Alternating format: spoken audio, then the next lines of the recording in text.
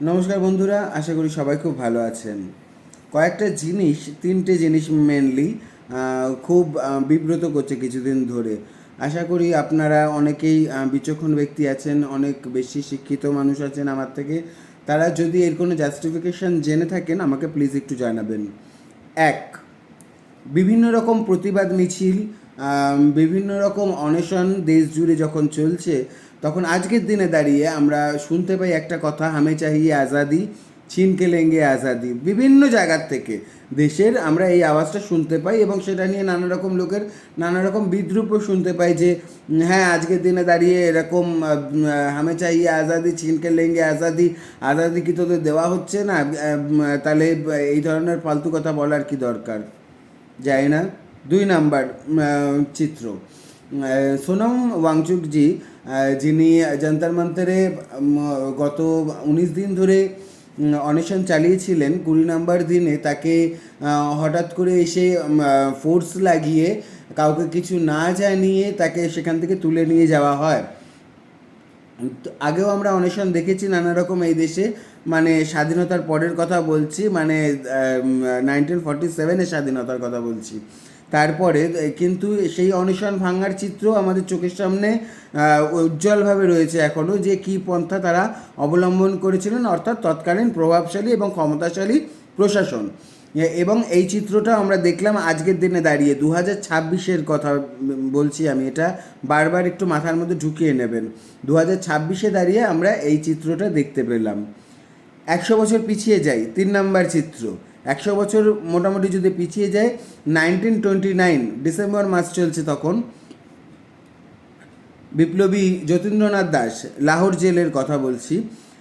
তিনি 66 দিন যাবৎ অনশন করেছিলেন। তার প্রতিবাদ ছিল ব্রিটিশ গভর্নমেন্টের বিরুদ্ধে, যে জেলের বাকি কয়েদিদের থেকে বিপ্লবীদের, যারা বিপ্লবী আছে তাদের সাথে খারাপ ব্যবহার করা, তাদের উপর অত্যাচার করা, তাদের পুরনো নোংরা ছেঁড়া ফাটা জামা কাপড় পরতে দেওয়া এবং থাকার জায়গাতে আরশোলা, ইঁদুর এই ধরনের কীটপতঙ্গের বাসা থাকে সেই সব জায়গাতে তাদের থাকতে দেওয়া, এবং খাবারও খুব জঘন্য মানের দেওয়া হতো, সেটা ইকুয়াল করতে লাগবে। এই প্রতিবাদের জন্য তিনি অনশন করেন এবং সেই সময় ব্রিটিশ গভর্নমেন্ট ডিসিশন নেয় যে তার অনশন ভাঙার জন্য তার নাকের মধ্যে পাইপ ঢুকিয়ে দুধ ঢেলে দেওয়া হলো, কিন্তু তবু তিনি দাঁত দিয়ে কেটে সেই পাইপ ফেলে দিলেন, কিন্তু অনশন ভাঙেননি। 66তম দিন উনি নিজের শেষ নিঃশ্বাস ত্যাগ করেন। তো তখনকার ব্রিটিশ গভর্নমেন্ট এই ডিসিশন নিয়েছিল যে যা হোক করে বলপূর্বক এর অনশনটাকে ভাঙতে হবে, ঠিক আছে? এই তিনটে চিত্র না আমাকে প্রচণ্ড ভাবাচ্ছে। এক, হামে চাহিয়ে আজাদি, ছিন কে লেঙ্গে আজাদি, আজকের দিনে দাঁড়িয়ে ছেলেমেয়েগুলো কেন বলছে। 2, 2026-এ দাঁড়িয়ে একটা শিক্ষিত লোক যখন একটা ঠিক সঠিক এজেন্ডার জন্য অনশনে বসেছেন এবং প্রতিবাদে বসেছেন, শখে তো কেউ বসে না ভাই, বলছি শুনছে না, যেটা ঠিক সেটা করতে হবে, কারণ সরকার হচ্ছে সাধারণ মানুষের কর্মচারী, তার সেটা শোনা উচিত এবং সেটা নিয়ে ব্যবস্থা নেওয়া উচিত। করছে না বলে তাকে অনশনে বসতে লেগেছে, তখন তাকে বলপূর্বক সেখান থেকে উঠিয়ে নিয়ে যাওয়া এবং অনশন ভাঙানোর এই প্রসেসটা দেখলাম।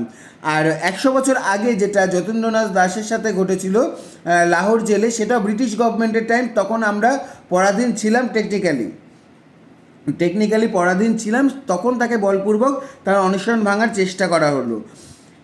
এই তিনটি চিত্র এক জায়গাতে গেঁথে দেখুন যে তিনটে এক সূত্রে গাঁথা যায় কি না। আমি তো গাঁথতে পেরেছি, কেন পেরেছি, কী কারণে, কী জাস্টিফিকেশান পেয়েছি, আমি সিদ্ধান্ত দেওয়ার কেউ না। আমি খুব কম শিক্ষিত একটা মানুষ, আমার থেকে অনেক বিচক্ষণ, অনেক বেশি শিক্ষিত মানুষ আপনারা আছেন।